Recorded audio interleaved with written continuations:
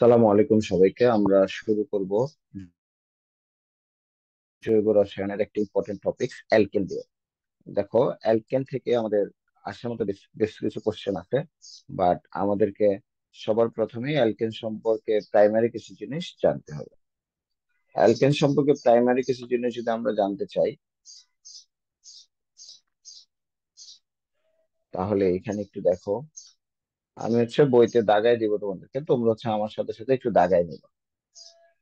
আমার বইতে অলরেডি দাগানো আছে, তাও আমি এই দাগানো লাইনগুলোর মধ্যে কোন লাইনটা বেশি ইম্পর্টেন্ট, কোন লাইনটা কম ইম্পর্টেন্ট, এভাবে মার্ক করে দিব, তোমরা দাগাই নিবা।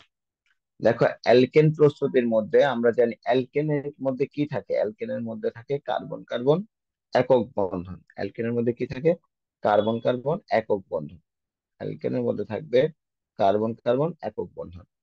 এবং দেখো, অ্যালকেন সমগোত্রীয় যে শ্রেণীটা আছে, এটা সাধারণ সংকেত কি? CnH2n+2। অ্যালকেন সমগোত্রীয় শ্রেণীর যে সংকেতটা আছে, সংকেতটাকে এই সংকেতটা হচ্ছে CnH2n+2। অ্যালকেন সমগোত্রীয় শ্রেণীর যে সংকেতটা আছে, এই সংকেতটা একটু দাগাবা তোমরা। অ্যালকেন সমগোত্রীয় শ্রেণীর সাধারণ সংকেত CnH2n+2। অ্যালকেনে প্রতিটা কার্বন পরমাণু কোন ধরনের সংকরণ থাকে? sp3 সংকরণ থাকে। অ্যালকেনে প্রতিটা কার্বন পরমাণুর কোন ধরনের সংকরণ থাকে? sp3 সংকরণ থাকে। অ্যালকেনে কোন সমানুতা দেখা যায়? অ্যালকেনের চেন সমানুতা ও আলোক সমানুতা দেখা যায়। অ্যালকেনের চেন সমানুতা ও আলোক সমানুতা দেখা যায়, এই লাইনটা ইম্পর্টেন্ট। অ্যালকেনের যে সদস্যগুলো আছে, এর মধ্যে কার্বন 1 থেকে কার্বন 4 পর্যন্ত তারা হচ্ছে গ্যাস। কার্বন 5 থেকে কার্বন 17 পর্যন্ত হচ্ছে তরল। এবং কার্বন 18 থেকে শুরু করে বাকি সমস্ত অ্যালকেন হচ্ছে বর্ণহীন গন্ধহীন কঠিন পদার্থ। তাহলে আমরা কি দেখলাম? অ্যালকেনের প্রথম 4টি সদস্য অর্থাৎ C1 থেকে C4 হচ্ছে গ্যাস, C5 থেকে C17 হচ্ছে তরল, এবং C18 থেকে বাকি সবাই হচ্ছে বর্ণহীন কঠিন পদার্থ। অ্যালকেন মূলত কি কাজে ব্যবহৃত হয়? জ্বালানি রূপে ব্যবহৃত হয়। অ্যালকেনকে প্যারাফিন বলা হয়, এই লাইনটা পরীক্ষার জন্য খুবই খুব ইম্পর্টেন্ট।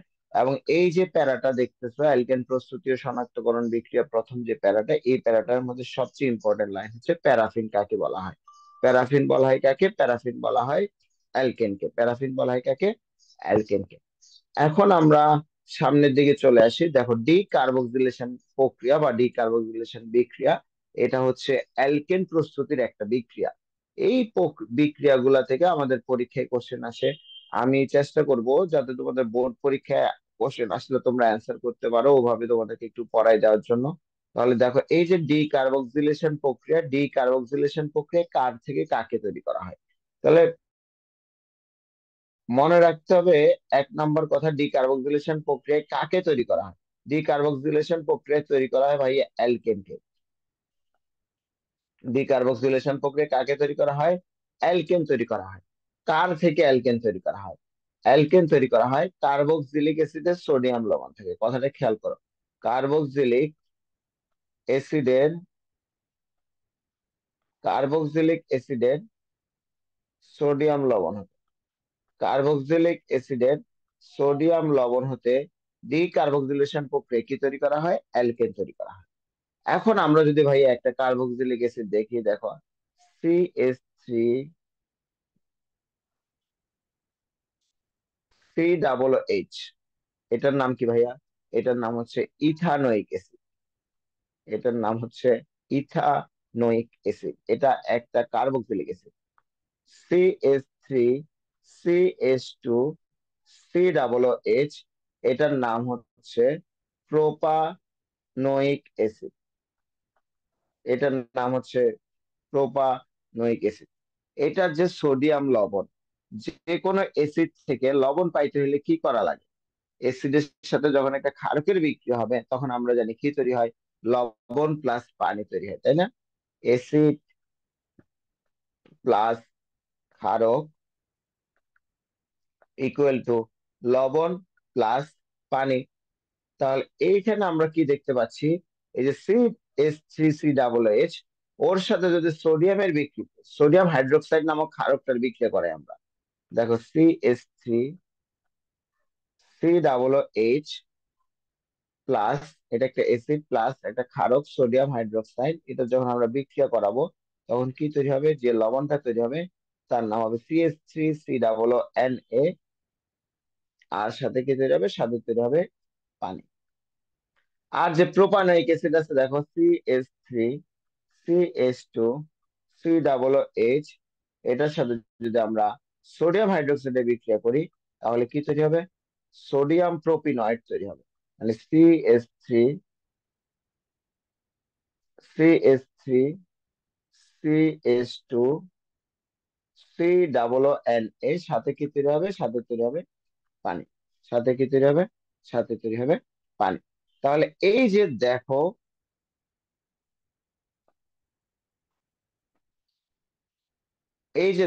এইখানে এই কার্বক্সিলিক অ্যাসিডটা থেকে কি তৈরি হলো? কার্বক্সিলিক অ্যাসিড থেকে কার্বক্সিলিক অ্যাসিডের যে লবণটা তৈরি হলো, এটাকেই বলা হয় আমরা কার্বক্সিলিক অ্যাসিড, সোডিয়াম লবণ। কারণ এখানে কি আছে ভাইয়া? সোডিয়াম আছে। আমরা সোডিয়াম হাইড্রোক্সাইড ক্ষারকের সাথে বিক্রিয়া করে এই লবণটা আমরা তৈরি করছি। তাহলে এই যে কার্বক্সিলিক অ্যাসিডের সোডিয়াম লবণ, এই কার্বক্সিলিক অ্যাসিডের সোডিয়াম লবণ থেকে আমরা কি তৈরি করব? অ্যালকেন তৈরি করব। এখানে একটা জিনিস মনে রাখবা, ডি কার্বক্সিলেশন, ডি কথাটা মানে হচ্ছে নাই করে দেওয়া, কার্বক্সিলেশন মানে হচ্ছে কার্বন। কার্বক্সিলেশন, ডি কার্বক্সিলেশন কথাটার বেসিক কথা হচ্ছে কার্বনকে নাই করে দেওয়া, মানে কার্বন সংখ্যা হ্রাস করা। তাহলে এইটা আমরা এখন দেখব। দেখো, আমরা যদি প্রথম বিক্রিয়াটা দেখি, CH3 COO NA, D carboxylation মানে কার্বন কি করে দেওয়া? কার্বন হচ্ছে নাই করে দেওয়া। তাহলে CH3 COO NA, এটার সাথে যদি আমরা সোডা লাইমের বিক্রিয়া করি, এটার সাথে আমরা কার বিক্রিয়া করব? সোডা লাইমের বিক্রিয়া করব। সোডা লাইম, সোডা লাইম মানে কি? সোডা লাইম মানে হচ্ছে সোডিয়াম হাইড্রোক্সাইড ও ক্যালসিয়াম অক্সাইডের মিশ্রণ। এটাকে কি বলবো আমরা? এটাকে বলবো হচ্ছে আমরা সোডা লাইম। এটাকে বলবো হচ্ছে আমরা সোডা লাইম। এটার যখন বিক্রিয়া করানো হবে, এটার যখন বিক্রিয়া করানো হবে, তখন কি হবে? মনে রাখবা, এখানে ক্যালসিয়াম অক্সাইডটা ক্যালসিয়াম অক্সাইডের মতো থেকে যাবে। আর ডি কার্বক্সিলেশন মানে যেহেতু কার্বন সংখ্যা হ্রাস, তাহলে কার্বন সংখ্যা একটা কমে যাবে। একটা কমে গেলে দেখো, এইখানে আমাদের যে এসিডটা ছিল, সেই এসিডটা থেকে যে লবণটা তৈরি হয়েছে, এটা ভাইয়া কত কার্বন বিশিষ্ট? 2 কার্বন বিশিষ্ট। ডি কার্বক্সিলেশন প্রক্রিয়ায় কার্বন সংখ্যা হ্রাস পাবে। ডি কার্বক্সিলেশন প্রক্রিয়ায় কার্বন সংখ্যা যদি হ্রাস পায়, তাহলে যেহেতু 2 কার্বন বিশিষ্ট লবণ ছিল, তাহলে সেখান থেকে কত কার্বন বিশিষ্ট অ্যালকেন তৈরি হবে? 1 কার্বন বিশিষ্ট অ্যালকেন তৈরি হবে। এবং আমরা জানি 1 কার্বন বিশিষ্ট যে অ্যালকেন, তার নাম কি? তার নাম হচ্ছে মিথেন, CH4। প্লাস দেখো, এখানে বাকি রইল কে কে? Na। এই Na আর Na মিলে হচ্ছে Na2। কার্বন, কার্বন,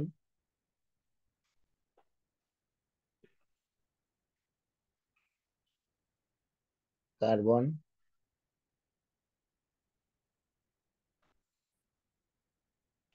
Na2, তারপরে হচ্ছে CO3।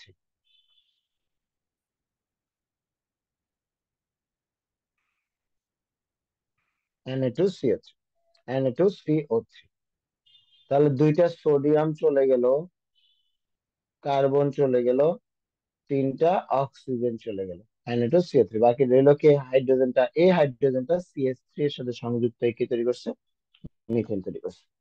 তাহলে এটা হচ্ছে আমাদের ডিকার্বক্সিলেশন প্রক্রিয়া। এখন তুমি বলতে পারো, আমাদের ভর্তি পরীক্ষাতে এখান থেকে কিভাবে কোশ্চেন আসতে পারে? 1 নম্বর কোশ্চেন, ডিকার্বক্সিলেশন প্রক্রিয়া কাকে তৈরি করা হয়? অ্যালকেনকে তৈরি করা হয়। ডিকার্বক্সিলেশন প্রক্রিয়া কোন ধরনের যৌগ থেকে অ্যালকেন তৈরি করা হয়? কার্বক্সিলিক অ্যাসিডের সোডিয়াম লবণ থেকে অ্যালকেন তৈরি করা হয়। ডিকার্বক্সিলেশন প্রক্রিয়ায় কার্বন সংখ্যা কেমন হয়? কার্বন সংখ্যা হ্রাস পায়। সোডা লাইম ব্যবহার হয় কোন বিক্রিয়ায়? ডিকার্বক্সিলেশন বিক্রিয়ায়। সোডা লাইমের সংকেত কি? Sodium hydroxide plus calcium oxide. Decarboxylation প্রক্রিয়ায় সোডিয়াম ইথানয়েড থেকে কি তৈরি করা হয়? সোডিয়াম প্রোপিনয়েড থেকে কি তৈরি করা হয়? তাহলে সোডিয়াম ইথানয়েড থেকে তৈরি করা হয় মিথেন। আর সোডিয়াম প্রোপিনয়েড, দেখো যেহেতু এটা 3 কার্বন বিশিষ্ট, তাহলে এই সোডিয়াম প্রোপিনয়েড থেকে আমরা কি তৈরি করতে পারবো? সোডিয়াম প্রোপিনয়েড থেকে আমরা তৈরি করতে পারবো ইথেন। আমরা যদি এই বিক্রিয়াটা একটু দেখি, তাহলে আমাদের লেখার প্র্যাকটিস হয়ে যাবে, কারণ এই বিক্রিয়াগুলা বোর্ড পরীক্ষাতে সৃজনশীল কোশ্চেন হিসাবেও আসে। তাহলে আমরা সোডা লাইমের বিক্রিয়া দিলাম, এখানেও ঠিক সেম। দেখো, Na, Na, Na2, CO3, Na2CO3, আর সাথে হচ্ছে ইথেন, CH3, ইথেন। যেহেতু এটা সোডিয়াম প্রোপিনয়েড মানে 3 কার্বন বিশিষ্ট, আমার উৎপাদ কত কার্বন বিশিষ্ট হবে? উৎপাদটা হবে 2 কার্বন বিশিষ্ট ইথেন, আর সাথে কে থাকবে? সাথে ক্যালসিয়াম অক্সাইড থাকবে। এটা হচ্ছে ডিকার্বক্সিলেশন প্রক্রিয়া। এটা হচ্ছে ডিকার্বক্সিলেশন প্রক্রিয়া। এর পরবর্তীতে দেখো অ্যালকিন ও অ্যালকাইন থেকে, অ্যালকিন ও অ্যালকাইন থেকে আমরা কি তৈরি করতে পারি? অ্যালকেন তৈরি করতে পারি। দেখো অ্যালকিন মানে কি ভাইয়া? অ্যালকিন মানে হচ্ছে কার্বন কার্বন দ্বিবন্ধন। আর অ্যালকাইন মানে কি? অ্যালকাইন মানে হচ্ছে কার্বন কার্বন ত্রিবন্ধন। অ্যালকিন মানে হচ্ছে কার্বন কার্বন দ্বিবন্ধন, অ্যালকাইন মানে হচ্ছে কার্বন কার্বন ত্রিবন্ধন। তাহলে আমরা জানি একক বন্ধন মানে যে সিগমা বন্ধন, আর দ্বিবন্ধন একক বন্ধনের পরে যে বন্ধনগুলো তৈরি হয় দ্বিবন্ধন এবং ত্রিবন্ধন, সেই বন্ধনগুলো হচ্ছে পাই বন্ধন। তাহলে অ্যালকিন আর অ্যালকেন হচ্ছে পাই বন্ধন যুক্ত যৌগ। অ্যালকিন আর অ্যালকাইন থেকে যদি আমরা অ্যালকিন আর অ্যালকাইন থেকে যদি আমরা প্রস্তুত করতে চাই অ্যালকেন, তখন সেই ক্ষেত্রে আমাদেরকে কোন শর্ত প্রয়োগ করা লাগবে? সেই ক্ষেত্রে দেখো আমরা প্রভাবক হিসেবে ব্যবহার করব কাকে? এটা আমাদের পরীক্ষায় আসে। প্রভাবক হিসেবে ব্যবহার করবো আমরা নিকেলকে। প্রভাবক হিসেবে কাকে ব্যবহার করবো আমরা? প্রভাবক হিসেবে আমরা ব্যবহার করব নিকেলকে অথবা প্লাটিনামকে। নিকেলকে অথবা প্লাটিনামকে প্রভাবক হিসেবে আমরা ব্যবহার করবো নিকেলকে অথবা প্লাটিনামকে। আমাদের হাজারি স্যারের ভিতরে নিকেল আছে, আমরা নিকেলটাই পড়বো। তাহলে যখন ব্যবহার করব তখন ঘটনাটা কি ঘটবে? ধরো আমরা যদি একটা উদাহরণ দেখি,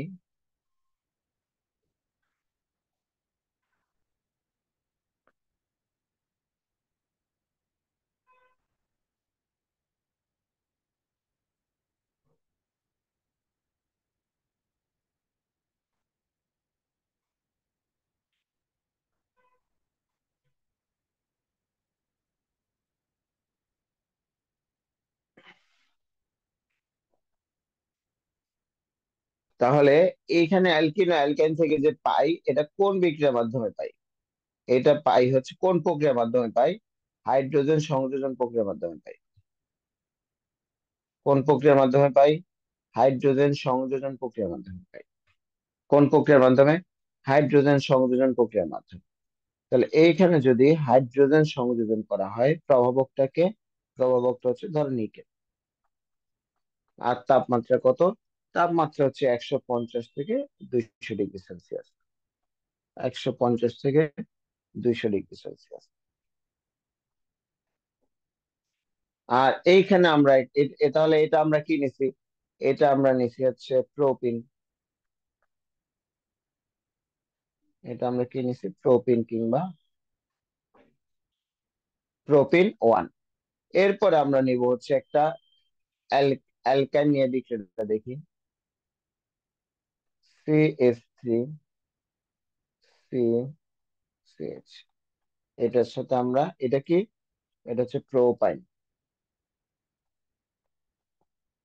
এটার সাথে আমরা হাইড্রোজেন সংযোজন করব প্রভাবক হিসেবে নিকেল, 150 ডিগ্রি থেকে 200 ডিগ্রি সেলসিয়াস। তাহলে এইখানে ভাই কি ঘটে?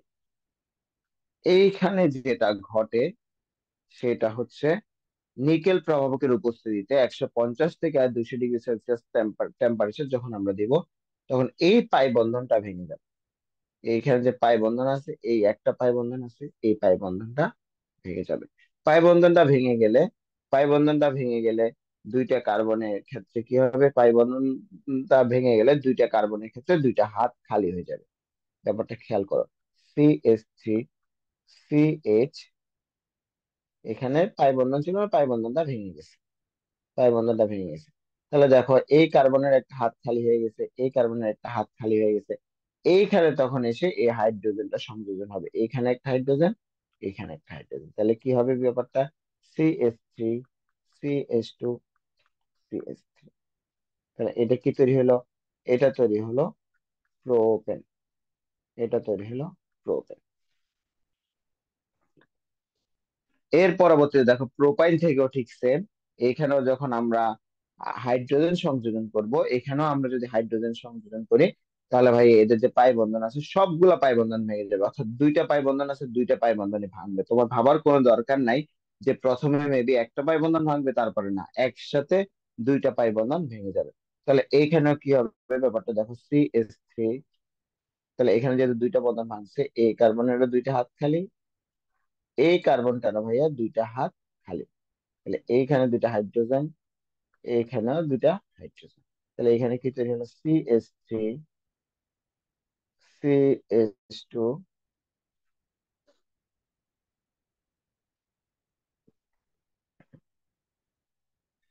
CH3, CH2, এবং এখানে হচ্ছে CH3।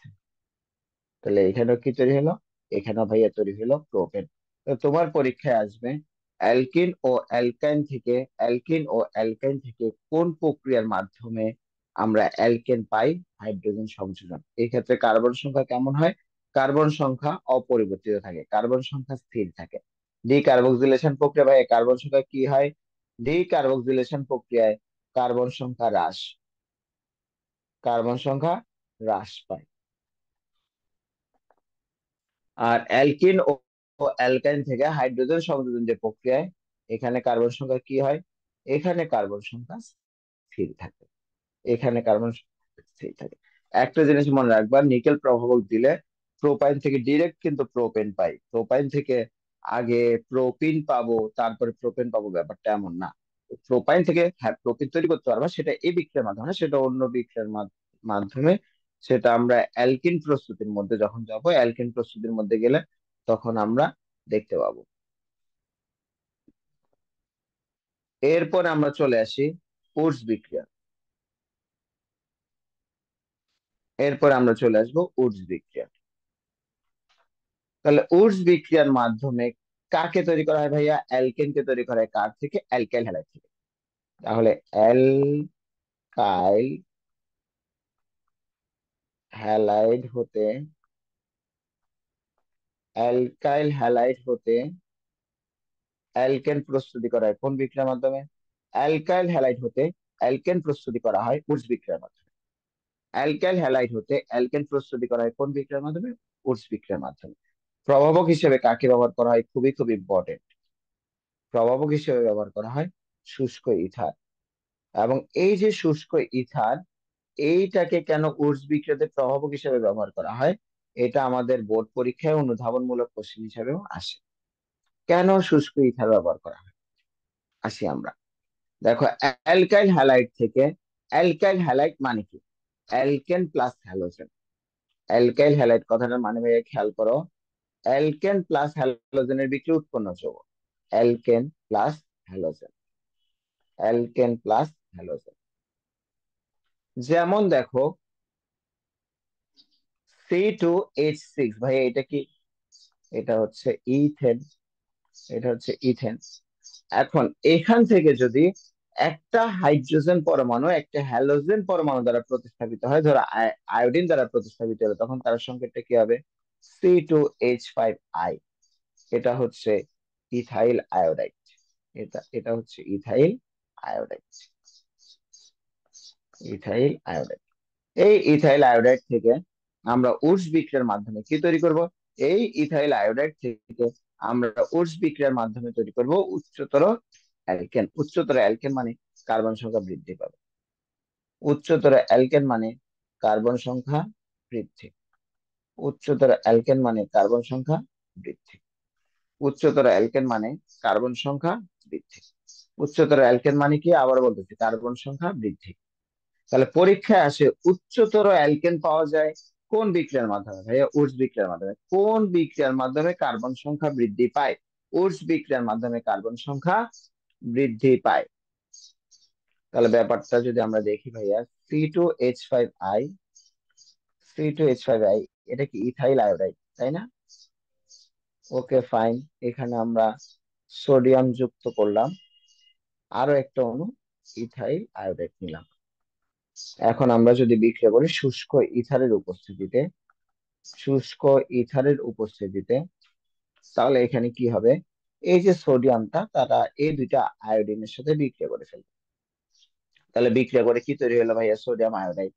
বাকি থাকলো কারা, C2H5 থাকলো দুই অণু, তারা সংযুক্ত হয়ে গিয়ে তৈরি করবে C4H10, যার নাম বিউটেন। তুমি আমাকে একটা কথা বলতেই তুমি পারো, ভাইয়া এখানেও তো চারটা কার্বন, এখানেও, এখানেও তো দুই দুই চারটা কার্বন।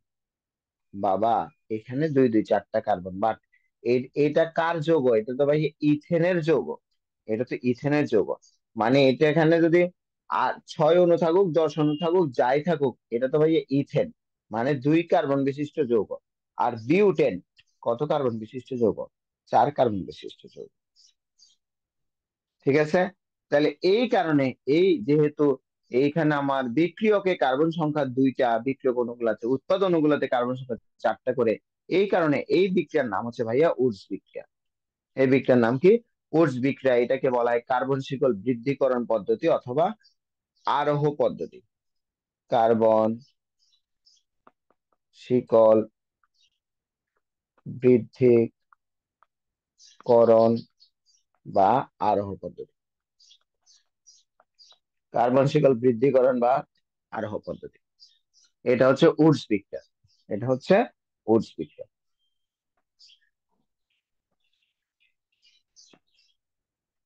আমাদের পরীক্ষায় আসে উডস বিক্রিয়ায় কেন শুষ্ক ইথার ব্যবহার করা হয়। উডস বিক্রিয়ায় আমরা জানি, দেখো এখানে আমরা কাকে ব্যবহার করছি। উডস বিক্রিয়া কার কার মধ্যে ঘটে? অ্যালকাইল হ্যালাইড, সাথে আর কে থাকে? সোডিয়াম ধাতু থাকে, তাই না? তাহলে উডস বিক্রিয়া ভাইয়া সোডিয়াম ধাতু থাকে। তাহলে এই যে সোডিয়াম ধাতু থাকে, তাহলে এখন দেখো এই সোডিয়াম ধাতুটা কি করতে পারে? এই সোডিয়াম ধাতুটা অক্সিজেনের সাথে বিক্রিয়া করে সোডিয়াম অক্সাইড তৈরি করে। আবার সোডিয়াম ধাতুটা পানির সাথে বিক্রিয়া করে সোডিয়াম হাইড্রোক্সাইড তৈরি করে, সোডিয়াম হাইড্রোক্সাইড হাইড্রোজেন তৈরি করে। তাহলে এইখানে আমরা কেন শুষ্ক ইথার ব্যবহার করি? এখানে আমরা শুষ্ক ইথার বলতে, ভাইয়া শুষ্ক ইথার মানে কি যে ইথারটা একদম শুকনা শুকনা? ব্যাপারটা কিন্তু তা না। শুষ্ক ইথার কথাটার মানে পানি মুক্ত ইথার। শুষ্ক ইথার কথাটার মানে কি? শুষ্ক ইথার কথাটার মানে হচ্ছে পানি মুক্ত ইথার। মানে এই ইথারের যে অণুটা আছে, এখানে কোনো পানি নেই, এখানে কোনো পানি নেই। এটাতে যদি পানি থাকতো তাহলে কি হতো? পানির সাথে বিক্রিয়া করে সোডিয়াম হাইড্রোক্সাইড তৈরি হয়ে যেত, বা পানি যে অক্সিজেন আছে, সেই অক্সিজেনের সাথে বিক্রিয়া করে কি হয়ে যেত? সোডিয়াম অক্সাইড তৈরি হয়ে যেত। তাহলে এই বিক্রিয়াতে শুষ্ক ইথার ব্যবহার করার একমাত্র উদ্দেশ্য যাতে সোডিয়াম ধাতুর সাথে কোনো বিক্রিয়া না হয়। এর জন্য আমরা শুষ্ক ইথার ব্যবহার করি। এখানে কি নাই? সক্রিয় হাইড্রোজেন পরমাণু নেই। সক্রিয় হাইড্রোজেন পরমাণু নেই। সক্রিয় হাইড্রোজেন পরমাণু বিহীন তরল। সক্রিয় হাইড্রোজেন পরমাণু বিহীন তরল। আশা করি তোমরা বুঝতে পারছো। এর পরবর্তীতে আমরা চলে আসি কার্বনিল যৌগ থেকে। কার্বনিল যৌগ থেকে দুই ধরনের বিক্রিয়ার মাধ্যমে হচ্ছে আমরা অ্যালকেন তৈরি করতে পারি। এক ধরনের বিক্রিয়া হচ্ছে ভাইয়া ক্লিমেনসন বিজারণ। প্রথম যে বিক্রিয়া, এই বিক্রিয়ার নাম হচ্ছে ক্লিমেনসন বিজারণ। এই বিক্রিয়ার নাম কি? এই বিক্রিয়ার নাম হচ্ছে ক্লিমেনসন বিজারণ।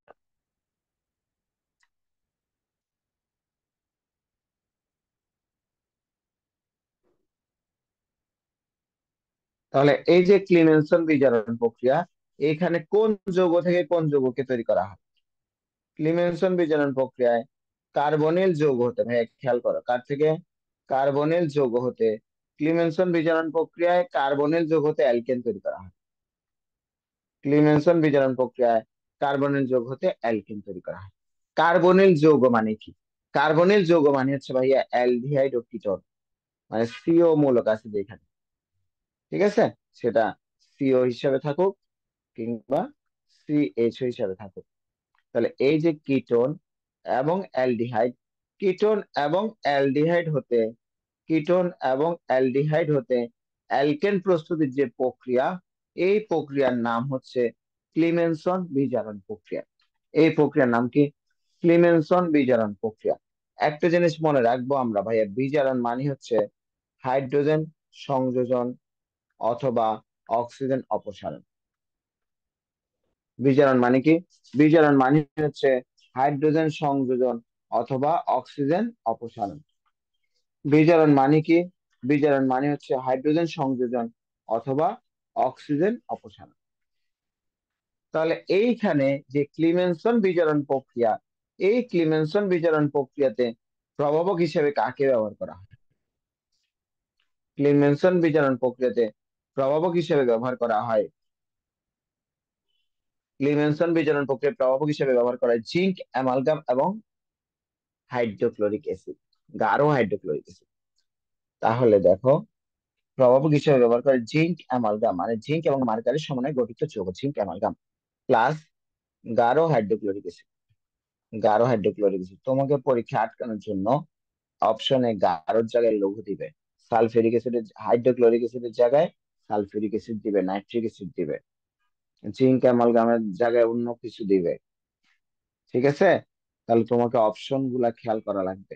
তাহলে ভাইয়া, কি কি এতক্ষণ পর্যন্ত কি কি বললাম? ক্লিমেনসন বিজারণ প্রক্রিয়ায় কাকে তৈরি করা হয়? 1 নম্বর কোশ্চেন, অ্যালকেনকে তৈরি করা হয়। 2 নম্বর কোশ্চেন, কোন ধরনের যৌগ থেকে ক্লিমেনসন বিজারণ প্রক্রিয়া অ্যালকেন তৈরি করা হয়? কার্বনিল যৌগ থেকে। কার্বনিল যৌগ মানে কারা? অ্যালডিহাইড এবং কিটোন। তাহলে আমরা কি বলছি? বিজারণ, বিজারণ মানে কি? হাইড্রোজেন সংযোজন অথবা অক্সিজেন অপসারণ। আসো আমরা একটু দু একটা সংকেত দেখি।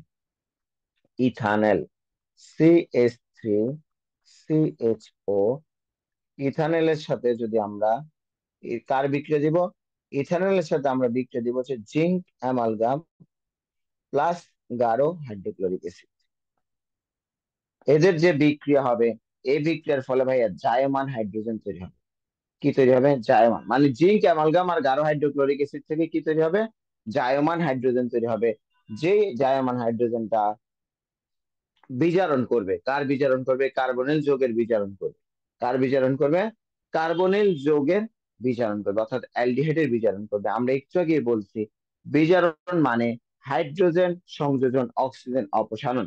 এখানে দেখো, এই অক্সিজেনটার অপসারণ হবে, এই অক্সিজেনটা অপসারণ হবে। আর এইখানে কে সংযুক্ত হবে? এখানে সংযুক্ত হবে হচ্ছে অক্সিজেন। এখানে কে সংযুক্ত হবে? হাইড্রোজেন। অক্সিজেনের অপসারণ হবে, হাইড্রোজেন সংযুক্ত হবে। তাহলে দেখো, অক্সিজেনের যোজনী 2, হাইড্রোজেনের যোজনী 1। তাহলে এইখানে অক্সিজেনটা যখন অপসারণ হবে, দুটো হাইড্রোজেন যুক্ত হবে, CH3 CH3। তাহলে এটা হচ্ছে ভাইয়া ইথেন। এটার নাম কি? এটার নাম হচ্ছে ইথেন। তাহলে এটার নাম কি ছিল? এটার নাম ছিল ইথানেল। এটার নাম কি ছিল? ইথানেল। তাহলে সিম্পল কথা, তুমি পরীক্ষা হলে তো আর MCQ তে আসলে এত টাইম পাবা না, কয়টা অক্সিজেন গেল, কয়টা হাইড্রোজেন বসবে। তুমি পরীক্ষা হলে তো তোমাকে দিবে ইথানল থেকে ক্লিমেনসন বিজারণ প্রক্রিয়ার মাধ্যমে আমরা কাকে পাবো? ইথানল থেকে ক্লিমেনসন বিজারণ প্রক্রিয়ার মাধ্যমে আমরা পাবো হচ্ছে ইথেনকে পাবো। কাকে পাবো? আমরা ইথেনকে পাবো। ঠিক আছে, তাহলে এইভাবে তোমাকে, তাহলে এইখানে এই প্রক্রিয়াতে কার্বনিল যৌগ থেকে যে আমরা অ্যালকেন পাই, এখানে কার্বন সংখ্যা কেমন থাকে?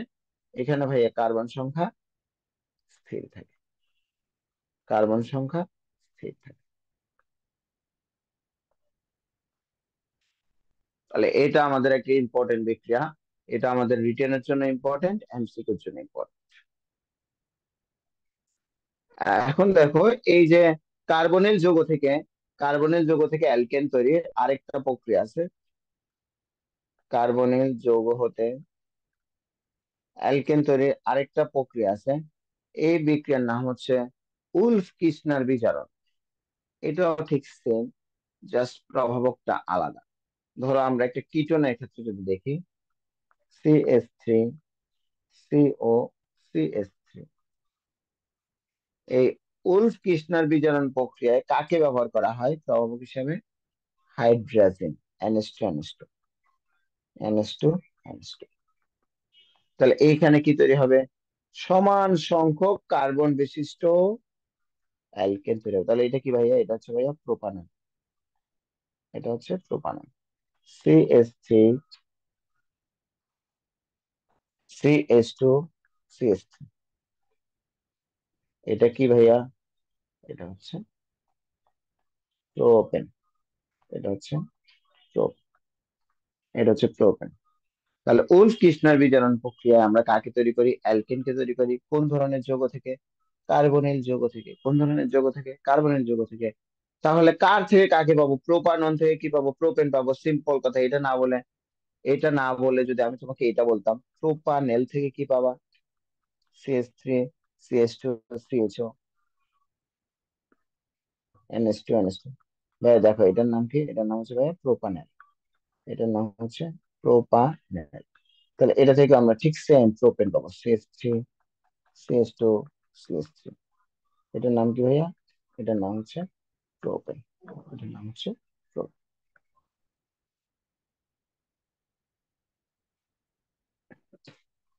এখন আমরা একটু বইতে চলে আসি।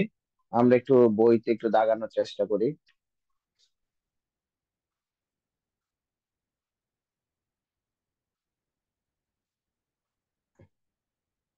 তাহলে দেখো অ্যালকেনের সাধারণ প্রস্তুতি আমাদের পরীক্ষায় আছে। অ্যালকেন প্রস্তুতির প্রক্রিয়াগুলোর নাম কি কি? কি কি প্রক্রিয়া তৈরি করা হয়? কার্বক্সিলিক অ্যাসিডের সোডিয়াম লবণ থেকে তৈরি করা হয়, এটা আমরা পড়ছি। এই প্রক্রিয়ার নাম কি ভাইয়া? এই প্রক্রিয়ার নাম হচ্ছে ডি কার্বক্সিলেশন প্রক্রিয়া।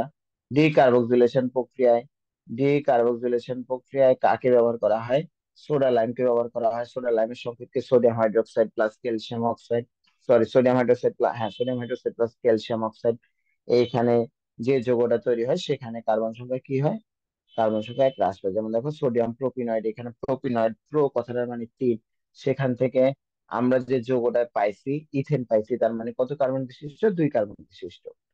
এগুলো আমি যা ভিডিওতে দেখাইছি ওইভাবে তুমি পড়লেই চলবে। এই প্রক্রিয়াটা একটু দেখো, এইখানে কার্বন শিকল কি হয়? হ্রাস পায়। কার্বন শিকল হ্রাস পায়, যেটাকে আমরা বলি অবরোহ। আরোহ মানে বৃদ্ধি, অবরোহ মানে হ্রাস। আরেকটা প্রক্রিয়া হচ্ছে ভাইয়া কয়লা থেকে মিথেন উৎপাদন। কয়লা থেকে মিথেন উৎপাদন। কয়লা থেকে মিথেন তৈরিতে তাপমাত্রা কত লাগে? 1300°C তাপমাত্রা লাগে প্রথম ধাপে। যে ধাপে আমরা কাকে তৈরি করি? ওয়াটার গ্যাসকে তৈরি করি। ওয়াটার গ্যাসের সংকেত ভাইয়া পরীক্ষার জন্য very very very very important. Water গ্যাসের সংকেত বইতে বেশ কয়েকবার আছে। 1 মোল কার্বন মনোক্সাইড প্লাস 1 মোল হাইড্রোজেনের যে মিশ্রণ, এটাকে বলা হয় ওয়াটার গ্যাস মিশ্রণ। তারপরে আর কি প্রক্রিয়া আছে ভাইয়া? আর প্রক্রিয়া আছে হচ্ছে দেখো পেট্রোল সংশ্লেষণ প্রক্রিয়া পরীক্ষা আছে। পেট্রোল সংশ্লেষণ প্রক্রিয়া কাকে তৈরি করা হয়? অ্যালকেনকে তৈরি করা হয়। কার থেকে? কার্বন মনোক্সাইড ও হাইড্রোজেন গ্যাস থেকে, তাই না? কত তাপমাত্রা লাগে? 200°C তাপমাত্রা। প্রভাবক হিসেবে কাকে ব্যবহার করা হয়? কোবাল্ট। এখানে ভাইয়া প্রভাবকের নামটা বেশি ইম্পর্টেন্ট। তাপমাত্রা চাপের মানটা যত না ইম্পর্টেন্ট, তার থেকে বেশি ইম্পর্টেন্ট প্রভাবকটা। চাপ কত? 5 থেকে 10। এরপরে চলে আসে ভাইয়া অ্যালকিন ও অ্যালকাইন থেকে। তাপমাত্রা কত? 150 থেকে 200°C তাপমাত্রা। প্রভাবক কত? নিকেল।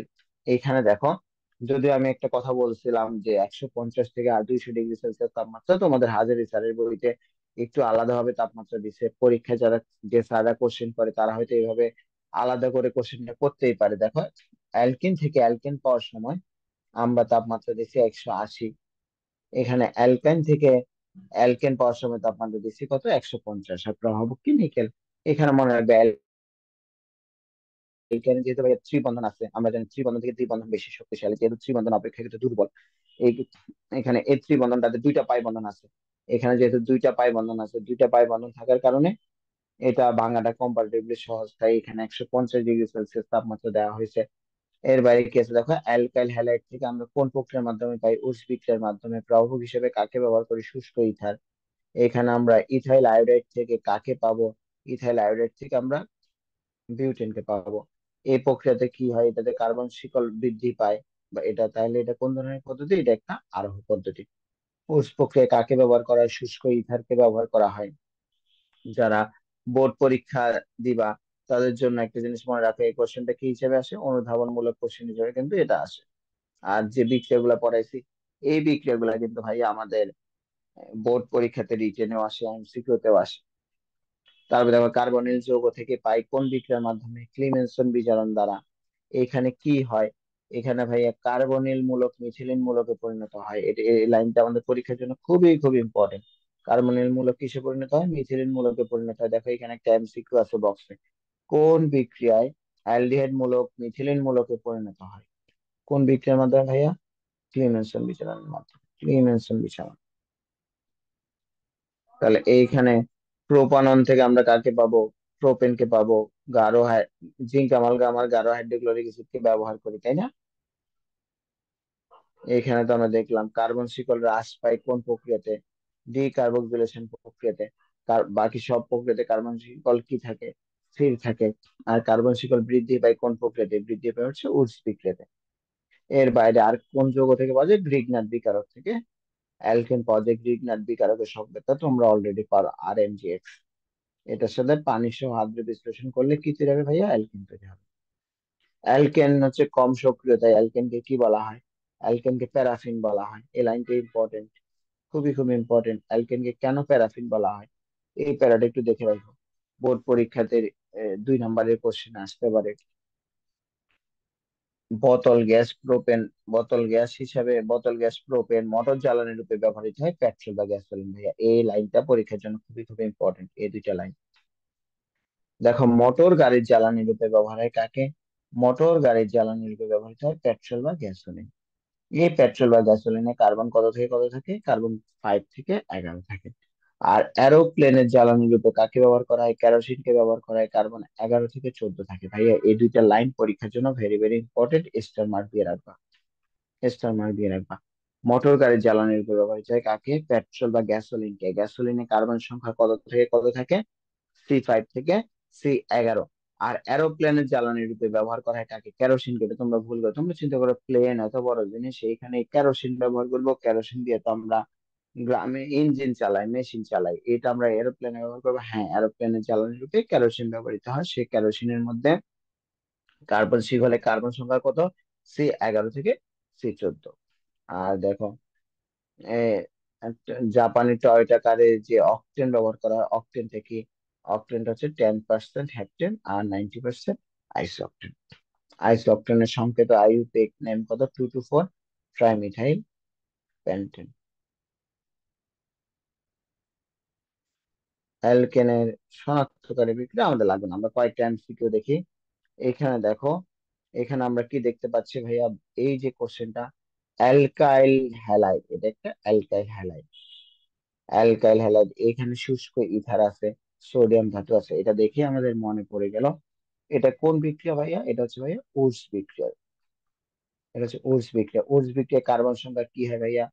কার্বন সংখ্যা কি বৃদ্ধি পায় না হ্রাস পায়? বৃদ্ধি পায়। এবং সেটা কত গুণ হয়? 2 গুণ হয়। দেখো এখানে যে বিক্রিয়কটা আছে 3 কার্বন বিশিষ্ট, তাহলে উৎপাদটা হবে কয় কার্বন বিশিষ্ট? উৎপাদটা হবে 6 কার্বন বিশিষ্ট, এবং সেটা হবে অ্যালকেন। তাহলে আমার 6 কার্বন বিশিষ্ট অপশন তো 2টা পড়ে, হেক্সিন আর হেক্সেন। তাহলে যেহেতু অ্যালকেন, আমার অ্যান্সার কি হবে? হেক্সেন। কোন নিচের কোনটি কোনটি একই সমগোত্রীয় শ্রেণীর সদস্য? দেখো, ইথেন, প্রোপেন, বিউটেন একই সমগোত্রীয় শ্রেণীর সদস্য। এই তিনটাই হচ্ছে ভাইয়া অ্যালকেন, এই তিনটাই হচ্ছে ভাইয়া অ্যালকেন, এই তিনটাই হচ্ছে অ্যালকেন। এখানে কার্বন কার্বন একক বন্ধন আছে, দেখো আর কোনোটাতে কার্বন কার্বন একক বন্ধন নাই। ইথেন, মিথেন, প্রোপিন, এখানে আবার দ্বিবন্ধন হয়ে গেছে। এখানে ইথিনে দ্বিবন্ধন, প্রোপিনে দ্বিবন্ধন, বিউটিনে একক বন্ধন। তারপরে এখানে হেক্সিন, হেক্সিন, তাহলে এখানে শুরুতে কি বন্ধন আছে? দ্বিবন্ধন আছে, তাহলে এটাও। তাহলে এরপরে আমরা চলে আসি, এরপরে আমরা চলে আসি জৈব অ্যাসিডের ডিকার্বক্সিলেশন বিক্রিয়ার প্রধান উৎপাদ কোনটা? আমরা একটু আগে দেখছি ডিকার্বক্সিলেশন বিক্রিয়া কি তৈরি হয়? অ্যালকেন তৈরি হয়। তারপরে দেখো এইখানে, এইখানে 71 নাম্বার যে কোশ্চেনটা আছে, এখানে 71 নাম্বার কোশ্চেন, এটা কোন বিক্রিয়া মনে আছে? এটা হচ্ছে আমাদের ডিকার্বক্সিলেশন বিক্রিয়া। এটা হচ্ছে আমাদের ডিকার্বক্সিলেশন বিক্রিয়া। ডিকার্বক্সিলেশন বিক্রিয়া এখানে আমরা কাকে ব্যবহার করছিলাম? যেহেতু সোডা লাইম, তার মানে সোডিয়াম হাইড্রোক্সাইড আর ক্যালসিয়াম অক্সাইড। ডিকার্বক্সিলেশন বিক্রিয়া কার্বন সংখ্যা কি হবে? হ্রাস পাবে। দেখো বিক্রিয়কে কার্বন সংখ্যা কয়টা? বিক্রিয়কে কার্বন সংখ্যা 3টা। তাহলে উৎপাদে কার্বন সংখ্যা হবে কয়টা? উৎপাদে কার্বন সংখ্যা হবে 2টা। তাহলে যে অ্যালকেনটা পাবো তার নাম কি? ইথেন, তাই না? এইখানে দেখো, এখানেও ঠিক সেম, ডিকার্বক্সিলেশন বিক্রিয়া এখানে কি তৈরি হবে ভাইয়া? এখানে অ্যালকেন তৈরি হবে। এখানে ডিকার্বক্সিলেশন বিক্রিয়া কিভাবে বুঝছি? কার্বক্সিলিক অ্যাসিডে সোডিয়াম লবণ আছে, সাথে সোডা লাইম আছে, মানে সোডিয়াম হাইড্রোক্সাইড আর ক্যালসিয়াম অক্সাইড আছে। ওটস বিক্রিয়ার মাধ্যমে কোন ধরনের অ্যালকেন তৈরি করা হয়? ওটস বিক্রিয়াতে কার্বন সংখ্যা 2 গুণ হয়, তার মানে ভাইয়া উচ্চতর অ্যালকেন তৈরি করা হয়।